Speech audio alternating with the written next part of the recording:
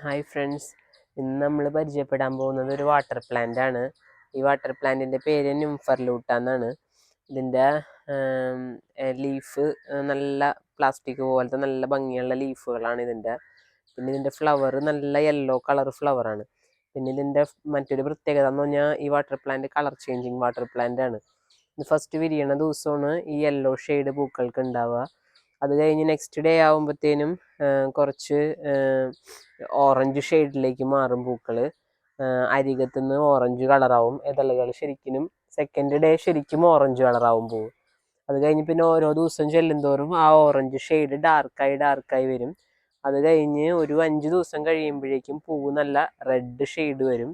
അത് കഴിഞ്ഞ് പതുക്കെ ആ റെഡ് ഷെയ്ഡ് വന്ന് കഴിയുമ്പോഴേക്കും പൂവ് പതുക്കെ ഒന്ന് കിടക്കും. നമ്മൾ വാട്ടർ ലില്ലിക്കൊക്കെ പറ്റുന്ന പോലെ തന്നെ ഒന്ന് വളഞ്ഞിട്ട് പോളിനേഷൻ നടന്നു കഴിയുമ്പോൾ ഒന്ന് തണ്ട് വളഞ്ഞിട്ട് താഴേക്കാവും. അപ്പോഴേക്കും ഇതിൻ്റെ കളർ കണ്ട നല്ല റെഡ് ഷെയ്ഡ്, ഉള്ളിലത്തെ കളറും കണ്ട നല്ല റെഡിലേക്ക് വരും.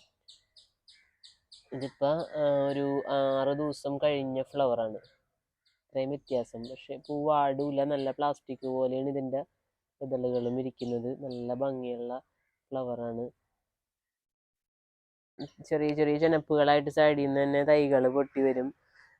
നമ്മൾ വാട്ടർ ലില്ലിക്കൊക്കെ സെപ്പറേറ്റ് ചെയ്ത് നടുന്നത് പോലെ തന്നെ സ്പ്രൗട്ട് ചെയ്യണ ഭാഗത്ത് നിന്ന് കട്ട് ചെയ്ത് നമുക്ക് തൈകൾ ഉണ്ടാക്കിയെടുക്കാൻ പറ്റും. തൈകൾ പെട്ടെന്ന് ഉൽപ്പാദിപ്പിച്ചെടുക്കാൻ പറ്റുന്നൊരു പ്ലാന്റാണ്.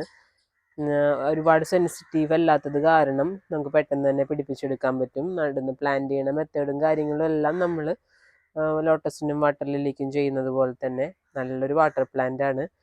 വാട്ടർ പ്ലാന്റ്സിൻ്റെ കൂട്ടത്തിൽ കളർ ചേഞ്ചിങ് വാട്ടർ പ്ലാന്റ് എന്നുള്ള ഒരു പ്രത്യേകതയാണ് ഇതിനുള്ളത്. നല്ല ഭംഗിയുള്ളൊരു പ്ലാന്റ് ആണ്.